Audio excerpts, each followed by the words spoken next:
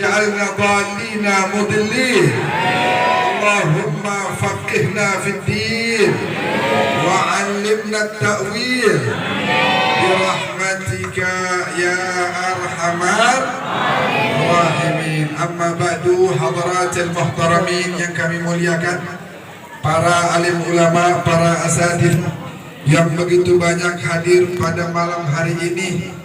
Tidak bisa saya sebutkan satu demi satu. Ada Kiai Haji Abdurrahman, ada Kiai Haji Mukhlis dan yang lain-lainnya. Yang mohon maaf ada Sahibul Bait, Kiai Ustaz Salahuddin dan yang lain-lain. Yang kita doakan mudah-mudahan guru-guru kita panjang umur, sehat walafiat. Dan juga semua nih yang hadir, yang di dalam, yang di depan saya sebelah kanan, yang di belakang, semua yang di jalanan, mudah-mudahan semua yang hadir sebelum pulang ke rumah masing-masing dosanya diampuni oleh Allah. Kita minta berkah sholawat, hajat-hajat kita Allah kabulkan semuanya. Amin. Kalau ada yang sakit, mudah-mudahan Allah angkat penyakitnya. Amin. Yang jomblo biar ketemu sama jodohnya. Ikutan amin ngapain? Ada yang janda di sini. Ada. Yang punya utang Allah tambah rezekinya, amin.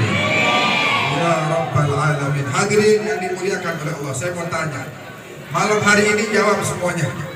Senang apa enggak? Bahagia apa enggak? Ini kesenangan dan kebahagiaan mudah-mudahan Allah jaga sampai kita masuk ke surganya Allah Subhanahu wa ta'ala. Kenapa kita senang? Karena kita merayakan peringatan Maulid daripada junjungan kita baginda Nabi besar Muhammad sallallahu alaihi wasallam. Seorang manusia yang pada saat kelahirannya disitulah kemudian Allah menyebarkan hidayah, menghilangkan gelap gempitanya kesesatan, dan kemudian menerangkan alam semesta dengan cahaya hidayah dari Allah Subhanahu wa ta'ala. Jadi senang ya semuanya ya. Satu hal yang ingin saya ingatkan, kenapa di Indonesia Maulid begitu marak? Kenapa di Indonesia Maulid begitu luar biasa? Karena tujuannya adalah nanti pulang dari acara Maulid ke rumah masing-masing, Rasulullah dibawa pulang ke rumahnya. Jangan Rasulullah cuma ada di majelis doang, jangan, benar gak? Kadang orang kalau udah di majelis sholawatan tadi tuh, ya Nabi salam, itu orang pada khusyuk banget. Tadi saya lihat ada yang nangis, menikmati. Begitu pulang ke rumah, mulai buka foto-foto yang buka aura. Ya, apalagi pulang ke rumah mulai ngomongin orang lagi. Kalau di sini kan nggak ada ya, banyak kebun ini, kebun kosong. Ada satu ibu-ibu dengar dari ustadz, katanya nggak boleh nyebut nama kalau mau ngomongin orang.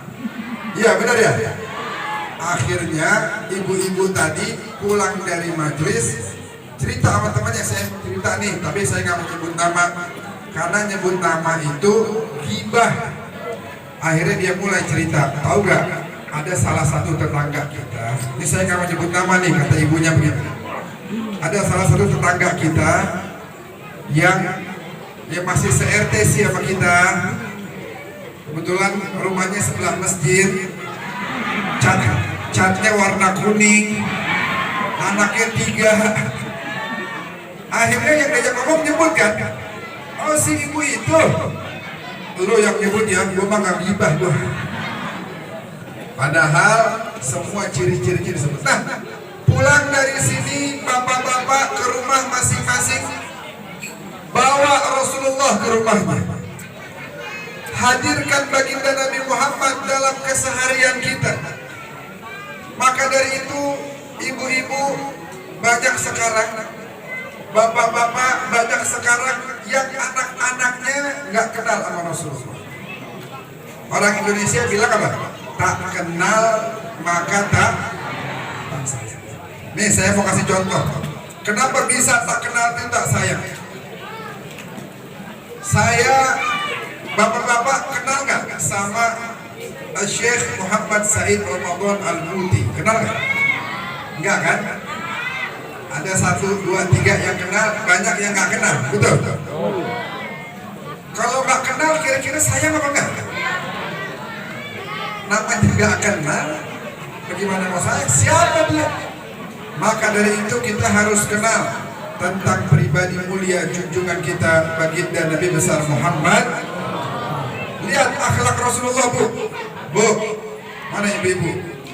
Ada banyak di sini. Masya Allah. Tuh saya kira tuh anak-anaknya pada di bawah tuh. Dulu para sahabat kalau mau ke masjid Nabi anaknya dibawa supaya dapat berkah rahmat, anak ini jadi anak yang soleh-soleh. Lihat nih Rasulullah nih akhlaknya. Bagaimana beliau punya sifat yang sangat pemalu, selalu merasa diri itu tawadhu. Apa katanya Habib Abdurrahman As-Segaf? Disebutkan di situ adalah Nabi sangat pemalu seperti gadis zaman dahulu. Ya, jadi zaman dahulu gadisnya pada pemalu. Kalau zaman sekarang malu-malu ini. Lihat Rasulullah, beliau ikat jahit sendalnya tuh, bajunya. Apa katanya? Menjahit sendal tambal bajunya, bantu kerjaan rumah tangganya. Ya Bu ya? Kira-kira ini pada bantuin rumah tangganya, dibantuin apa kan ya sama suami-suaminya? Enggak. Masya Allah. Lihat baginda Rasulullah akhlaknya.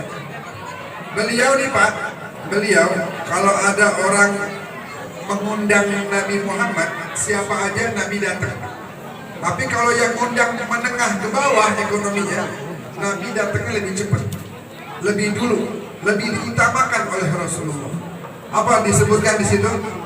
Ya, menerima undangan seorang miskin dan kaya tidak dipandang. Sallallahu alaihi Muhammad.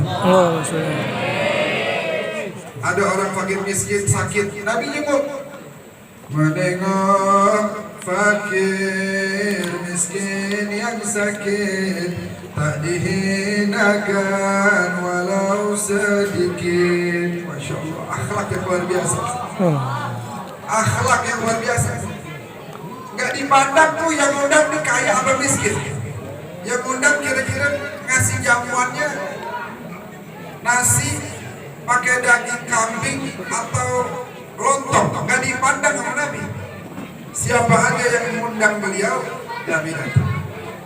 Nah, kalau kita mau jadikan Nabi suri tauladan contoh, harus kenal, harus tahu gimana Nabi yang membimbingnya, gimana Nabi didik anak-anaknya, gimana Nabi bersosial dengan para sahabatnya, bagaimana Nabi dalam berdakwah. Kalau kita udah tahu, baru kita bisa niru, betul? Ini tahu aja enggak? Gimana bisa niru? Kenal Nabi aja belum?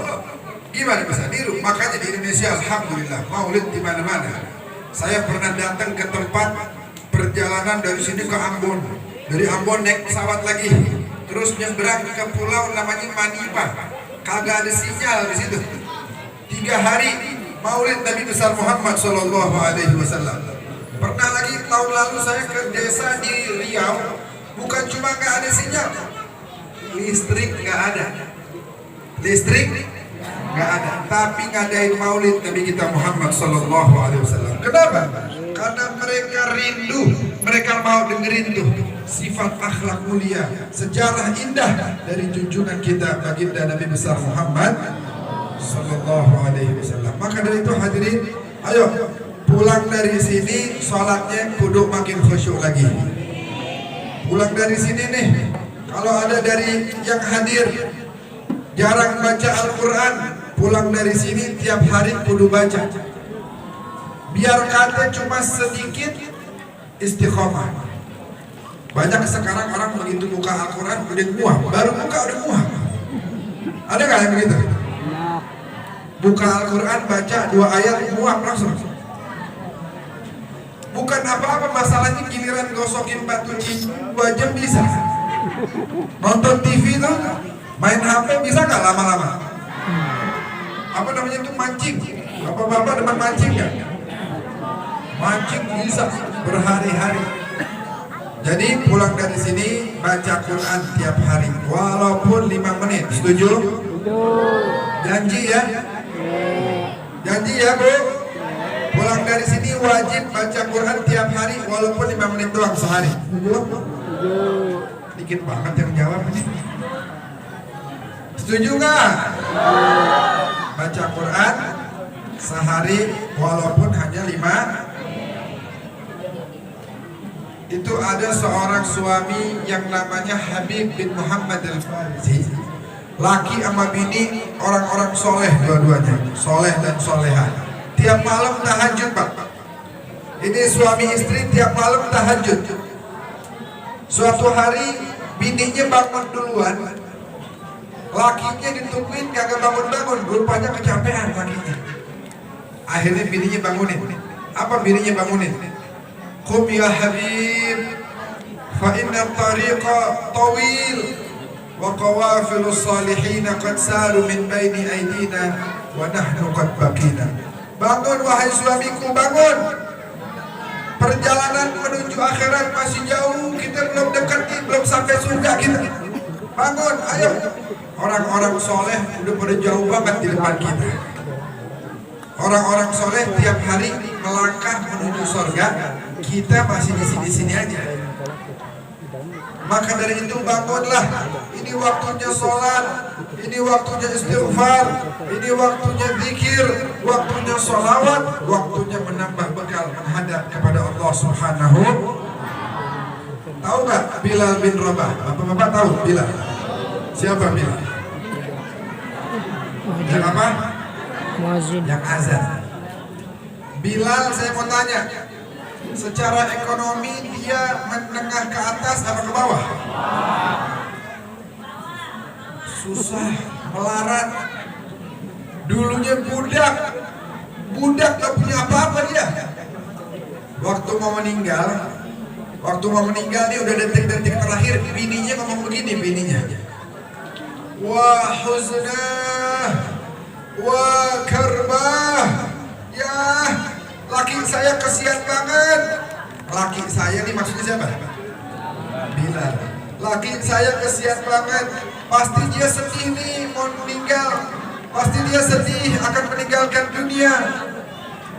Akhirnya Bilal yang udah lemes, udah merem, akhirnya mau gak mau dia buka suara, dia bilang sama bininya, tadi kamu bilang apa? Aku kesian. Kamu bilang aku ini sedih. Kata siapa?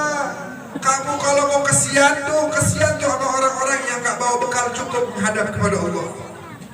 Kamu kalau mau kesian tuh kesian sama orang yang demennya maksiat. Tuh kesianin. Saya mah gak layak. Saya nih Bilal gak boleh dikasihanin. Saya gak pantas dapat kesianan, gak dapat saya. Saya gak pantas, sebab apa? Seumur hidup saya udah jadi umatnya Nabi yang taat, tunduk, patuh, nurut dengan ajaran Allah Subhanahu wa ta'ala.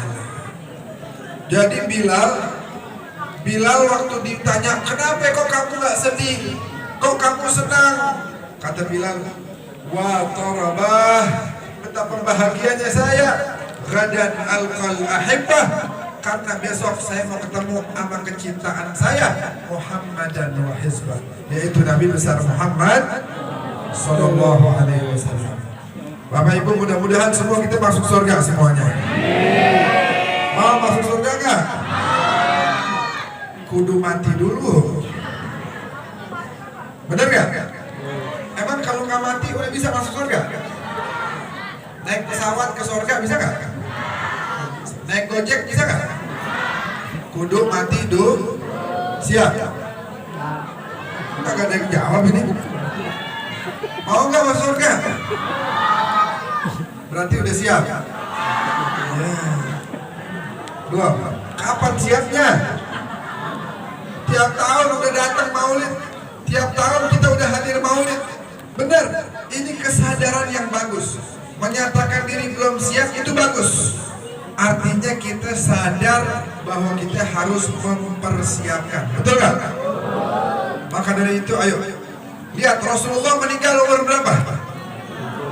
63. Sayyidina Abu Bakar meninggal umur berapa? Sama 63. Sayyidina Umar sama 63. Sayyidina Ali sama 63. Coba di sini ada nggak yang udah lebih dari 63? Ada? Ada nggak Pak? Ada? Oh ibu udah bu ya? Berapa ibu itu? 70. Ini karena rajin silaturahmi makanya Allah panjangkan umurnya. Jadi ibu-ibu yang 60 tahun ada nggak? 60 tahun. Kalau ada siap-siap 3 tahun lagi. 3 lagi. 62 tahun. Berapa bulan? Selama. Kalau 62 tahun 11 bulan, gak usah takut makan yang banyak, udah nikmatin. Tapi mudah-mudahan panjang umur bu. Berkah maulid Allah kasih kita panjang umur, sehat walafiat, kaya raya, bisa pergi ke Mekah dan Madinah. Mau? Udah nabung belum? Ya, belanja mulu. Nih, dengerin Pak, betapa indahnya kota Madinah itu. Ada salah seorang penyair mengatakan apa? Al-Habib Ali bin Muhammad bin Hussein Al-Habsyi, beliau katakan begini. Waktu mau masuk ke Raudhah itu, beliau bilang, ya fir Raudhah huwa al-yawm al-abrak farhatul mu'min زيارة نبيه يا رسول الله قد أتى قاصد إليكم وترك لأجلكم أشغلها الدنيا وياه يا رسول الله. Orang kalau pergi ke Madinah ninggalin urusan dunianya apa enggak?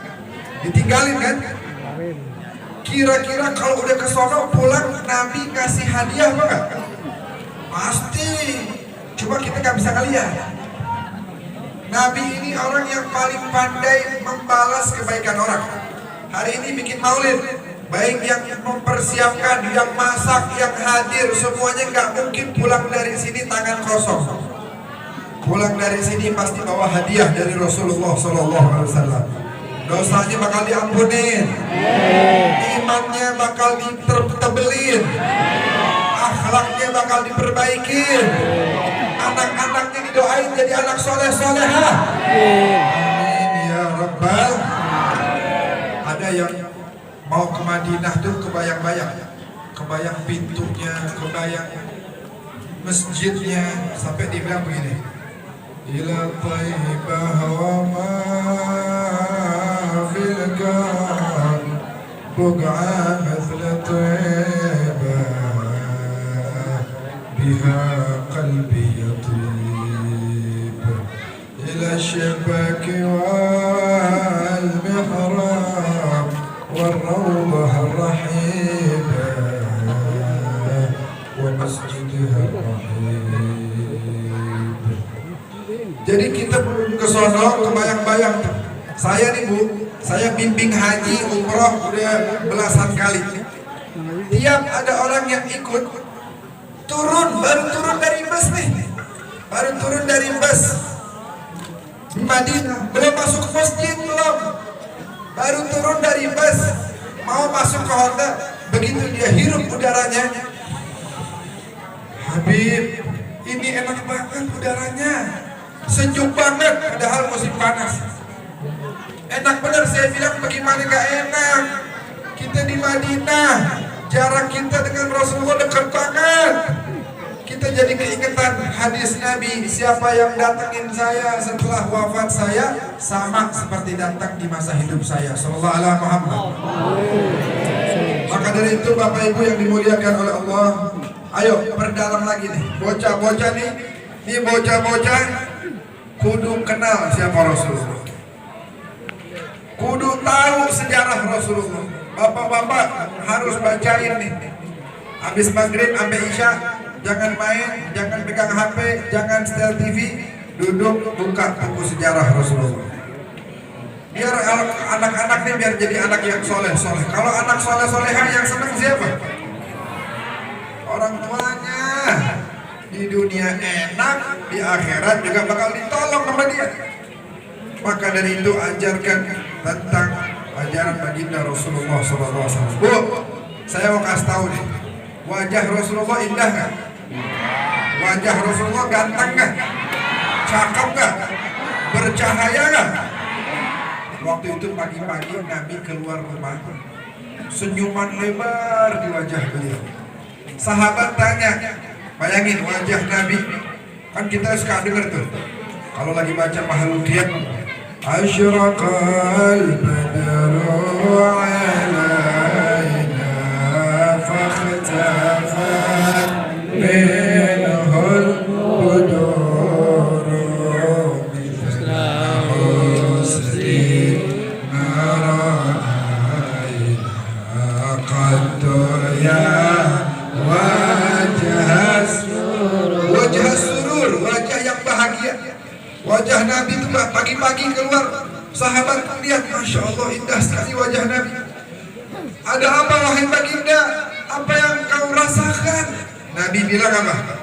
Tadi malam ata'atid min indi rabbi lailatal bariha. Tadi malam malaikat Jibril datang kepada saya. Ibu-ibu mau datangin malaikat? Loh, nggak mau. Kenapa nggak mau? Takut Israel yang datang.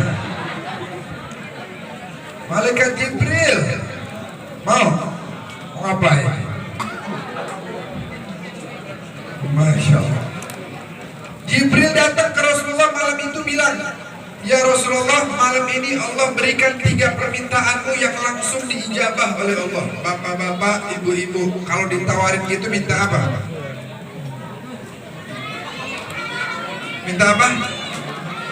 Apa katanya? Minta rezeki, cakep. Apa ibu apa bu? Minta umur yang berkah. Wafatnya husnul khatimah. Apa lagi? Minta apa?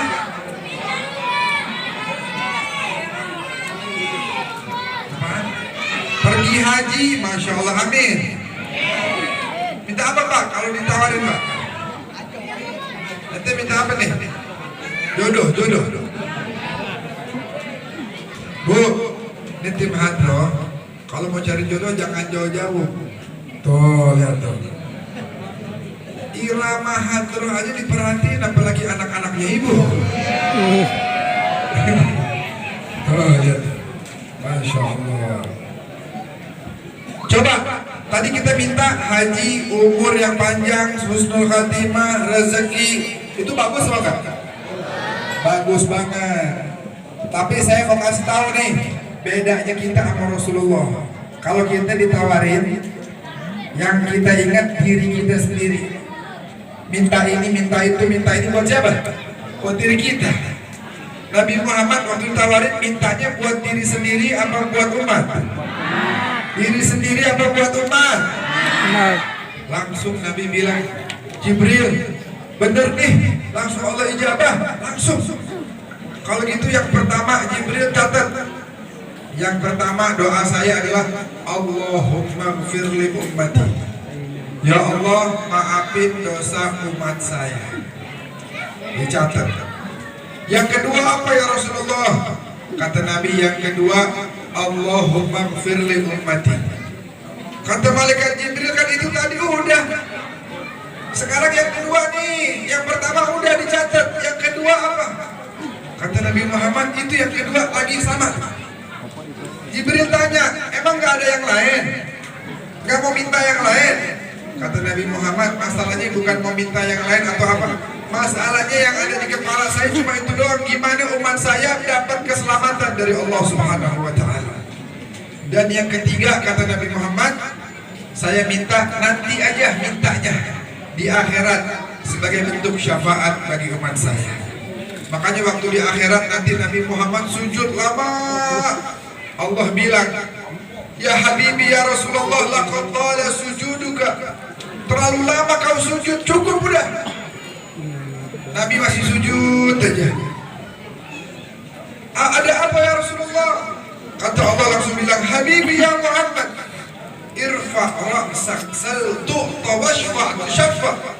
Habibi ya Muhammad, angkat kepalamu, minta apa yang kamu mau, aku akan berikan. Kau mau syafaat, aku akan berikan syafaat, agar kau bisa menolong umatmu yang dosanya kebanyakan jadi berkurang, yang pahalanya kurang jadi bertambah, dan kita semua jadi ahli surga. Amin.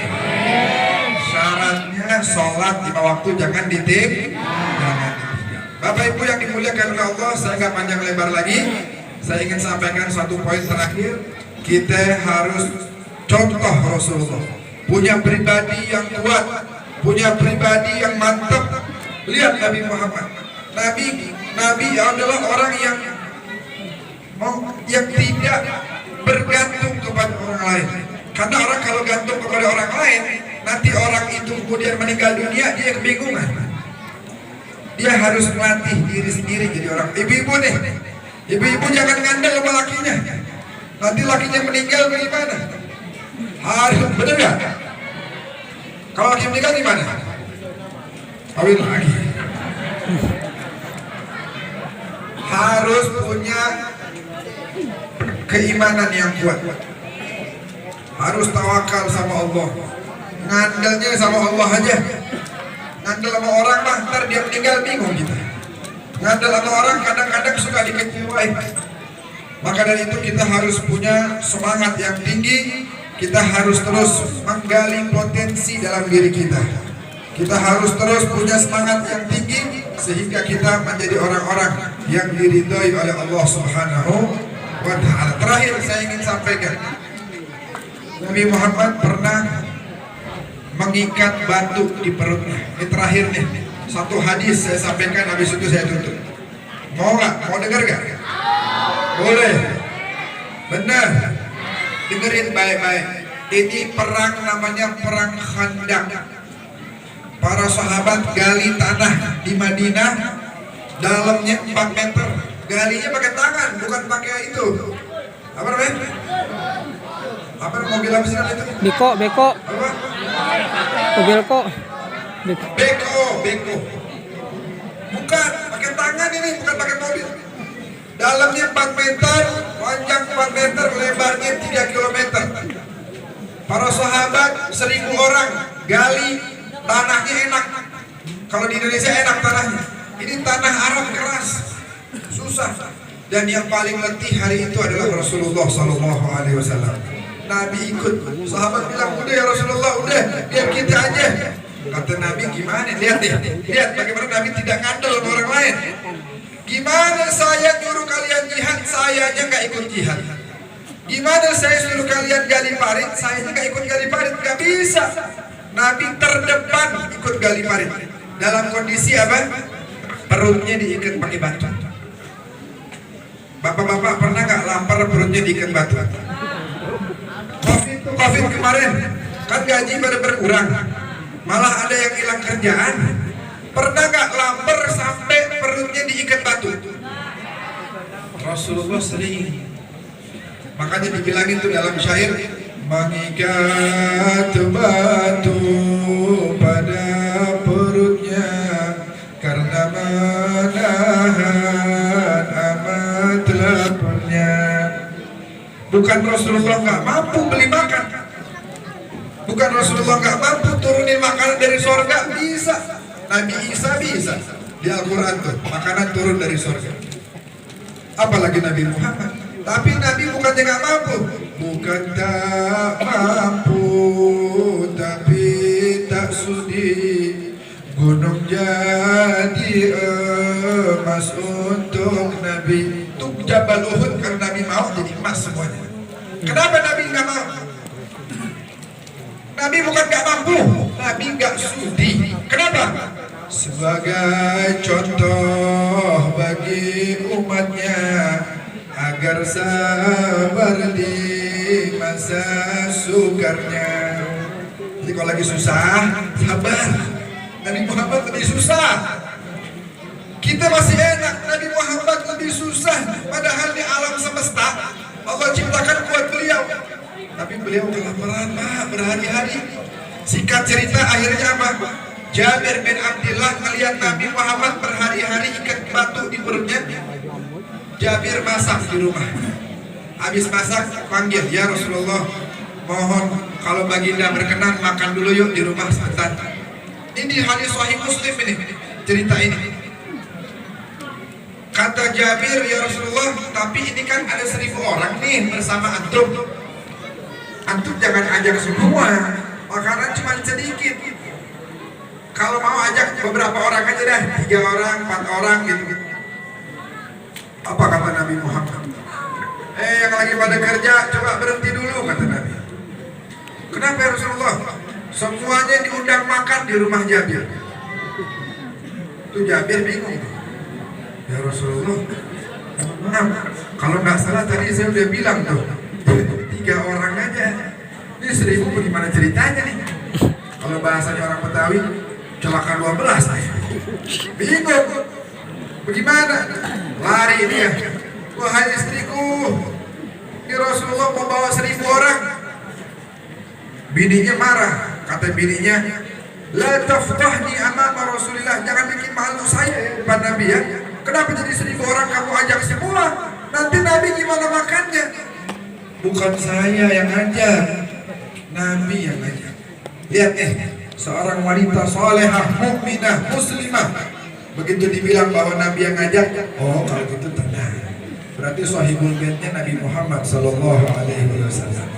Gak usah khawatir, beres urusan. Bener aja, makanan cuma dikit. Daging 1 ekor kecil begini, roti beberapa keping. Tapi apa yang Nabi lakukan? Fabasaqa sallallahu alaihi wasallam, Nabi ludahin tuh makanan. Tuh daging Nabi ludahin, roti Nabi ludahin di panci. Habis Nabi ludahin, Nabi minta piring sebanyak-banyaknya. Dituangin sama Nabi itu, 1000-1000-nya makan semua. Panci kecil, bukan cuma makan tuh 1000-1000-nya, makan kenyang. Banyak porsinya Nabi kasih. Padahal buat 5 orang juga udah habis nih. Tapi buat 1000 orang cukup berkah ludahnya Rasulullah Sallallahu Alaihi Wasallam. Tapi ngomong-ngomong ibu-ibu, ini bukan buat dicontoh ya. Jangan besok banyak tamu, makanan sedikit di rumah diludahin tuh makanan. Awas ya. Laki bawa teman banyak. Bu, ada teman berapa? 30 orang. Makanan banyak gak? Ya, dikit. Tapi Pak, tenang aja Pak. Tenang kenapa? Bapak gak dengar ceramah Habib kemarin? Maksudnya gimana? Nih, lihat. Akhirnya tamu makan pules semua. Bayangin, ludah Rasulullah mukjizat. Air wudhunya Rasulullah, sahabat berebutan. Air ludah Nabi itu kalau keluar, sahabat tadahin. Rambut Nabi Sayyidina Khalid bin Walid sampai rela menembus puluhan ratusan musuh demi mengambil peci yang di situ ada rambut satu helai rambut Rasulullah Sallallahu Alaihi Wasallam. Semua yang berkaitan sama Nabi mulia. Itu baru bicara air ludah, air wudhu, rambut. Gimana bicara akhlaknya? Gimana bicara amalnya? Bagaimana bicara ilmunya? Bagaimana bicara ibadahnya? Semuanya indah dari baginda Nabi besar Muhammad. Ayo terakhir saya minta kita baca salawat asyhir. Kita niatin negeri kita mudah-mudahan diberikan keberkahan oleh Allah. Ini bentar lagi mau pemilu katanya nih, benar? Mau pesta demokrasi, betul? Pesta kudunya senang apa sedih? Kudunya bersatu apa berantem? Kudunya bahagia apa ribut?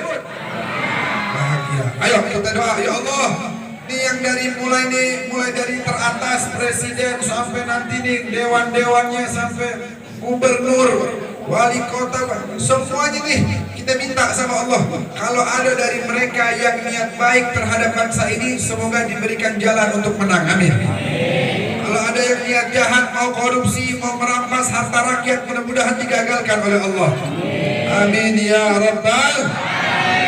Kita baca sholawat khusus untuk negeri ini tercinta dan untuk mendoakan para pahlawan, para pejuang, khususnya mereka yang syahid 30 September 1965, 6 orang jenderal, 1 orang perwira. Mari sama-sama bacakan sholawat untuk ruh-ruh mereka semuanya. Allahumma salli ala sayyidina Muhammad wa asyhadu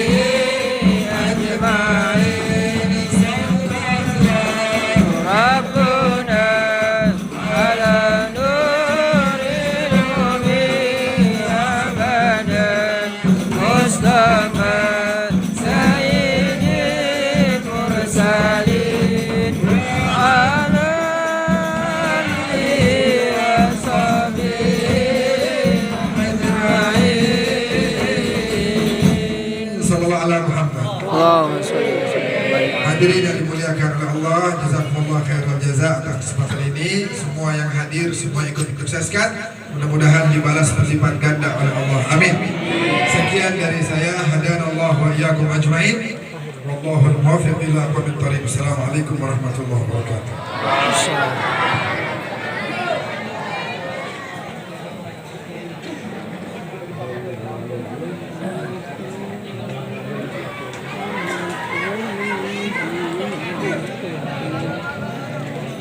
Subhanallah, begitu banyak mutiara-mutiara nasihat yang disampaikan oleh guru kita Al-Habib Ahmad bin Hasan Al-Idrus. Di dalam kita mengambil inti daripada peringatan Maulid pada kesempatan malam hari ini. Insya Allah kita pulang dari acara ini, kita